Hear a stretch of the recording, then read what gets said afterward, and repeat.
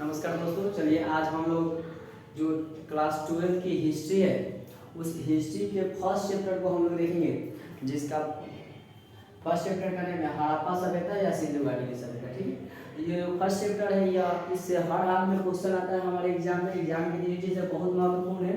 इस पूरे चैप्टर को हम आज एक ही वीडियो में देखेंगे और इससे कौन कौन इंपॉर्टेंट क्वेश्चन पूछता है और पूछा जाता है इसके बारे में बताएंगे। ठीक है, तो चलिए पहला चैप्टर जो है हड़प्पा सभ्यता उसके बारे में देखते हैं। तो देखिए हड़प्पा सभ्यता है, इसको सिंधु घाटी की सभ्यता भी कहा जाता है। ठीक है, हड़प्पा सभ्यता को सिंधु घाटी की सभ्यता कहा जाता है क्योंकि हड़प्पा सभ्यता में सबसे पहले हड़प्पा नामक स्थान पर खुदाई की गई थी, इसलिए उसको हड़प्पा सभ्यता नाम दिया गया।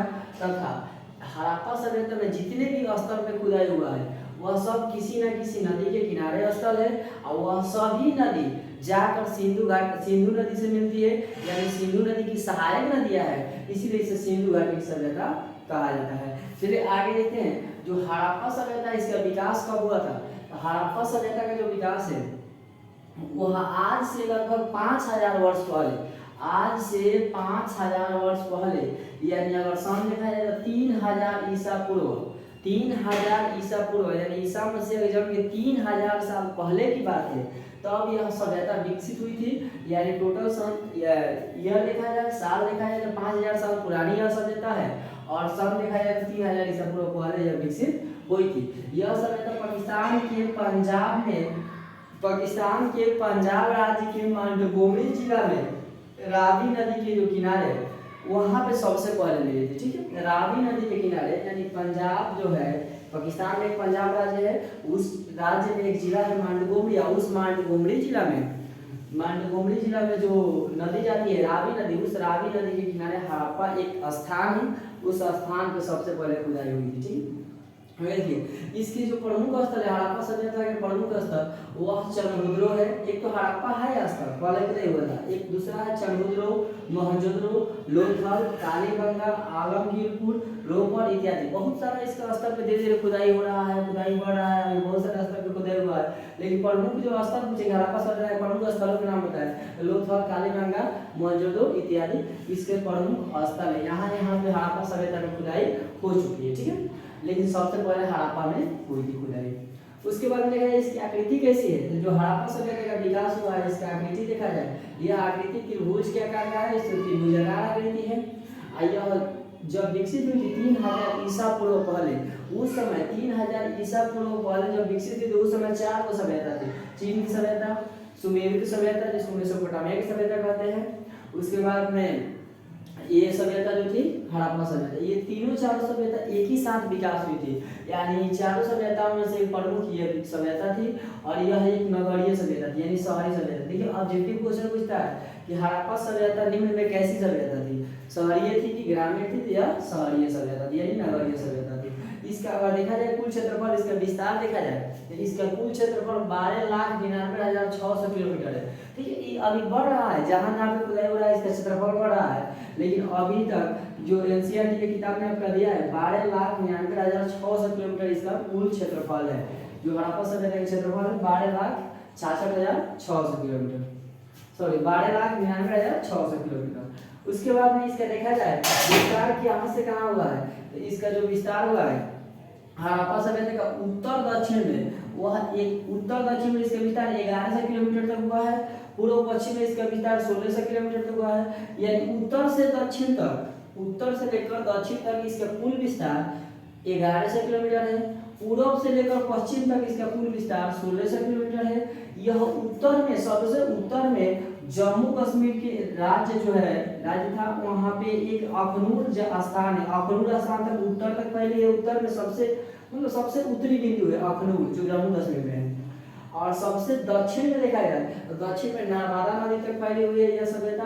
पश्चिम में देखा जाए तो पश्चिम में बलूचिस्तान के मकरान समुद्र तक फैली है और उत्तर पूर्व में यह मेरठ यानी यूपी तक फैली हुई है। यह इसका विस्तार है। देखिए विस्तार पूछा है क्वेश्चन, हड़प्पा सभ्यता का विस्तार का वर्णन करें, तो इसका यह विस्तार है, इसका आकृति त्रिभुजाकार है, इसका कुल क्षेत्रफल 12,99,600 किलोमीटर है। यह उत्तर में जम्मू कश्मीर का अखनूर तक तथा दक्षिण में नर्मदा नदी तक तथा पश्चिम में बलूचिस्तान तक फैली हुई है। उसके बाद में इसका यह विस्तार हो गया। इसके इतिहास को देखा जाए तो हड़प्पा सभ्यता का खोज 1921 ईस्वी में हुआ था, लेकिन इसके पहले देखा जाए तो 15 जनवरी 1784 ईस्वी को सबसे पहले विलियम जोन्स ने एशियाटिक सोसाइटी की स्थापना किया था भारत में। भारत में कोलकाता में, पश्चिम बंगाल में कोलकाता था, वहां पे विलियम जोन्स ने 15 जनवरी 1784 ईस्वी को एशियाटिक सोसाइटी की स्थापना की। एशियाटिक सोसाइटी क्या है? भारत को इतिहास जानने के लिए एक सोसाइटी की स्थापना किया। जो अंग्रेज था वह 1784 ईस्वी में, ठीक है, भारत के इतिहास जानने के लिए 1784 ईस्वी में विलियम जोन्स ने एशियाटिक सोसाइटी की स्थापना किया। यह एशियाटिक सोसाइटी की स्थापना कोलकाता में किया था। देखिए क्वेश्चन पूछा एशियाटिक सोसाइटी की स्थापना कहाँ हुआ था, तो कोलकाता में। पूछेगा कब हुआ था, तो 1784 में। किसने किया था? विलियम जोन्स ने। उसके बाद में भारत का इतिहास जानने के लिए इसको किया गया था स्थापना एशियाटिक सोसाइटी का। उसके बाद में 1861 ईस्वी में भारत में पहली बार पुरातत्व विभाग की स्थापना हुई। पुरातत्व विभाग क्या है? तो पुरानी वस्तुओं को सर्वेक्षण करने वाला, पुरातत्व के बारे में जानकारी करने वाला, कौन चीज कितना पुराना है, किसको संरक्षण करके रखना है, इसके लिए एक अलग से विभाग बनाया गया। उस विभाग का नाम रखा गया पुरातत्व विभाग। इस पुरातत्व विभाग की स्थापना 1861 ईस्वी में किया गया। इसके प्रथम जो डायरेक्टर बनाया गया वह कनिंघम बनाया गया, जनरल कनिंघम, ठीक है। जनरल कनिंघम को पुरातत्व विभाग का डायरेक्टर बनाया गया। पुरातत्व विभाग का स्थापना 1861 में हुआ था और 1872 ईस्वी में जनरल कनिंघम को जो हड़प्पा सभ्यता है उसके परियोजना कार्य सौंपा गया कि आप हड़प्पा सभ्यता के बारे में कुछ जानकारी लीजिए। तो इन्होंने 1873 ईस्वी में प्रयास भी किया था, लेकिन ये सफलता हासिल नहीं किए। इसके बाद अनेक वैज्ञानिक इसमें ट्राई किए हैं इस सभ्यता को खोज करने में अपना प्रमुख योगदान निभाया, लेकिन कोई भी सफल नहीं हुआ है। अंत में 1921 ईस्वी में आएंगे जॉन मार्शल, वो खोज करेंगे। देखिए सबसे पहले पुरातत्व विभाग की स्थापना 1861 ईस्वी में हुई। उसके डायरेक्टर बने जनरल कनिंघम। उसके क्वेश्चन पूछ सकता है पुरातत्व विभाग की स्थापना भारत में कब हुई थी? 1861 ईस्वी। किसने किया था? कब हुई था? 1861। और उसके प्रथम डायरेक्टर कौन था? जनरल कनिंघम, ठीक है। उसके बाद में यहाँ पे देखा जाए कि इसके जो 1873 ईस्वी में जनरल कनिंघम ने प्रयास किया, उसके बाद में 1873 में वो भी सफल नहीं रहे हड़प्पा सभ्यता के बारे में जानकारी प्राप्त करने में। तब 1921 ईस्वी में एक और डायरेक्टर बना है, दूसरा डायरेक्टर जॉन मार्शल, जिसको डायरेक्टर बनाया गया था 1902 में। 1902 में जॉन मार्शल को पुरातत्व विभाग के दूसरा डायरेक्टर बनाया गया और उसके नेतृत्व में हड़प्पा सभ्यता की खुदाई 1921 ईस्वी में की गई। और यह खुदाई करवाए दयाराम साहनी से। तो दयाराम साहनी जो वैज्ञानिक थे, इनके ने वो खुदाई किए, रिसर्च किए और उसका नेतृत्व कर रहे थे जॉन मार्शल। तो इस समय हड़प्पा की खुदाई करवाया गया, हड़प्पा सभ्यता का खोज की गई, ठीक है। उसके बाद में 1921 में जॉन मार्शल ने दयाराम साहनी से खुदाई करवा के उसके जानकारी प्राप्त किया और इस इतिहास को 1924 ईस्वी में पूरे दुनिया के सामने रखा और इस सभ्यता के बारे में जानकारी दी। यानी देखिएगा यहाँ पे आपसे क्वेश्चन पूछेगा कि हड़प्पा सभ्यता की खुदाई किसने किया? दयाराम साहनी। किसने करवाया? तो जॉन मार्शल। उसके बाद में अगर आपसे पूछेगा कि जॉन मार्शल ने हड़प्पा सभ्यता का विस्तृत जानकारी पूरे दुनिया के सामने कब रखा था? 1924 ईस्वी में। देखा जाए तो यहाँ पे हड़प्पा सभ्यता का सबसे पहले उत्खनन 1826 ईस्वी में चार्ल्स मेसन ने किया था। यह क्वेश्चन पूछा हुआ है, सबसे पहले हड़प्पा के टीले का उत्खनन किसने करवाया था? चार्ल्स मेसन, ठीक है। चार्ल्स मेसन ने सबसे पहले हड़प्पा के टीले का उत्खनन करवाया। उसके बाद में 1856 में विलियम ब्रंटन ने करवाया। यह रेल लाइन का निर्माण करवाया था। उस समय भी थोड़ा सा वहां से साक्ष्य मिला, ये भी थोड़ा सा खुदाई करवाया। उसके बाद में 1873 में अभी आप लोग जाने कि जनरल कनिंघम भी करवाया था। ये तीनों वहां पे प्रयास किए, खुदाई करवाए, कुछ ना कुछ मिला, लेकिन यह पूर्ण रूप से सफल नहीं हो पाए इसकी जानकारी देने में, हड़प्पा सभ्यता के इतिहास की जानकारी देने में। अंत में 1921 ईस्वी में जॉन मार्शल डायरेक्टर बनेगा। जॉन मार्शल सफल हो जाएंगे, यह पूरे इतिहास को हड़प्पा के बताएंगे, ठीक है। उसके बाद में 1921 में हड़प्पा सभ्यता का खोज जॉन मार्शल के नेतृत्व में दयाराम साहनी कर दिए और यहाँ पे इसका क्या किए? पूरा इतिहास इसका बता दिए। इसमें क्या हुआ था? हड़प्पा एक जगह का नाम है जो पाकिस्तान के पंजाब में मांडगुमरी जिला में स्थित है।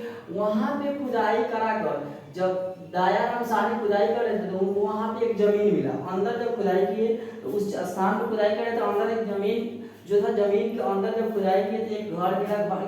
घर के चारों तरफ खुदाई किए थे, एक गाँव मिल गया और गाँव शहरी था, वहाँ पे नाली था, रोड था, ये सब मिला, जिसकी वजह से एक सभ्यता का नाम दे दिया कि यहाँ पे एक सभ्यता विकसित हुई थी, उसी को हड़प्पा सभ्यता कहा गया। तो 1921 में जॉन मार्शल ने दयाराम साहनी से करवाया और वहाँ पे पूरा क्या पाया गया, शहर पाया गया हड़प्पा नामक स्थान में, ठीक है। उसके बाद में जो हड़प्पा है उसका खोज 1921 में किया गया, दयाराम साहनी ने किया था, करवाया था जॉन मार्शल ने। और ये रावी नदी के किनारे है, पंजाब, पाकिस्तान के पंजाब में है। और इसके बाद में हड़प्पा पे खुदाई के बाद एक मोहनजोदड़ो शहर है जो सबसे बड़ा शहर है यहाँ का, हड़प्पा का सबसे बड़ा शहर मोहनजोदड़ो, उसका खुदाई की 1922 में राघव दास बनर्जी ने 1922 ईस्वी में मोहनजोदड़ो को खोज किया। उस समय भी जो नेतृत्व करते थे, जो डायरेक्टर थे, वो जॉन मार्शल थे, ठीक है। उसके बाद में यह जो मोहनजोदड़ो है वह सिंधु नदी के किनारे है, और यह सिंधु नदी जो है सिंध प्रांत में, सिंध राज्य में है, और यह लड़काना जिला में है, सिंध राज्य के लड़काना जिला, सिंध राज्य के लड़काना जिले में है, ये दोनों पाकिस्तान में है। यह देखिए मोहनजोदड़ो से हड़प्पा की दूरी 670 किलोमीटर है, दोनों अलग अलग राज्य में है, लेकिन ये रावी नदी के किनारे है और ये सिंध नदी के किनारे, ठीक है। उसके बाद में लोथल पे खुदाई हुआ, लोथल पर 1957 में खुदाई किया गया। लोथल भोगवा नदी के किनारे है, ये भोगवा नदी गुजरात में है और भारत में है ये जगह, ठीक है।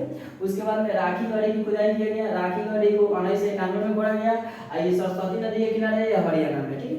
देखिए अभी अगर क्वेश्चन पूछता है कि हड़प्पा सभ्यता का पूरा सबसे बड़ा स्थल कौन है, तो राखी गढ़ी है, लेकिन अगर पहले पूछा जाए कौन था तो मोहनजोदड़ो था सबसे बड़ा स्थल, और लेकिन क्वेश्चन आपके एग्जाम में यही पूछता है कि सबसे बड़ा स्थल कौन था, तो मोहनजोदड़ो आप लोग मानिएगा, राखी गढ़ी ऑप्शन नहीं रहता है। अगर वर्तमान में पूछा जाए कि सबसे बड़ा स्थल कौन है तो राखी गढ़ी, ठीक है, यह भारत में है, ठीक है।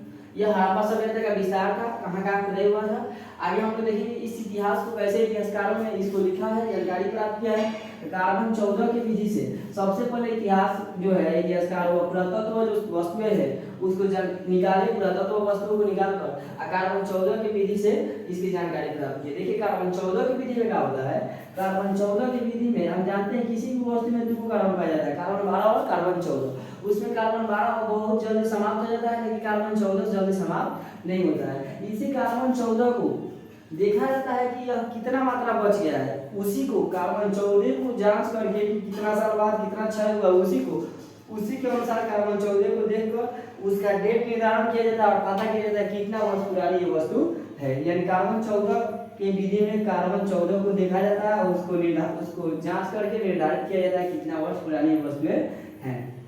उसके बाद में जो अभिलेख था, पुरातत्व था, अभिलेख था, इसे क्वेश्चन पूछा कार्बन 14 की विधि क्या है। कार्बन 14 विधि में इतिहास के जानकारी की प्राप्त की जाती है। ये कार्बन 14 की विधि में कार्बन 14 की मात्रा को देखा जाता है, कितना कार्बन 14 की मात्रा है।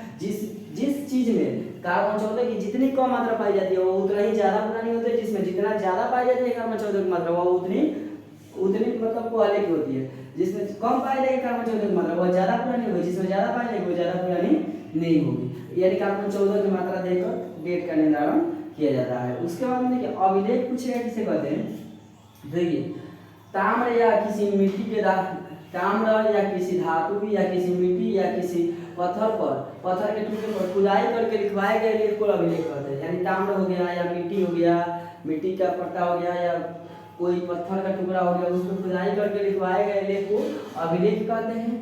कार्बन 14 की विधि समझ गए, अभिलेख समझ गए। आगे देखते हैं पुरातत्व। देखिए पुरातत्व किसे कहते हैं, तो पुरातत्व एक ऐतिहासिक स्रोत है जिसको खुदाई करके जमीन के अंदर से प्राप्त किया जाता है और इस पुरानी वस्तु को कार्बन 14 की विधि से जांच करके पता लगाया जाता है कि उस समय कैसा इतिहास, कितना वर्ष पुरानी है, कैसे इस बना है, इस सब की जांच की जाती है। तो पुरातत्व एक क्या है, पुरातत्व एक ऐतिहासिक स्रोत है जो खुदाई करके प्राप्त किया जाता है। अभिलेख एक मिट्टी के पत्ते या ताम्र पर लिखवाए गए लेख हैं।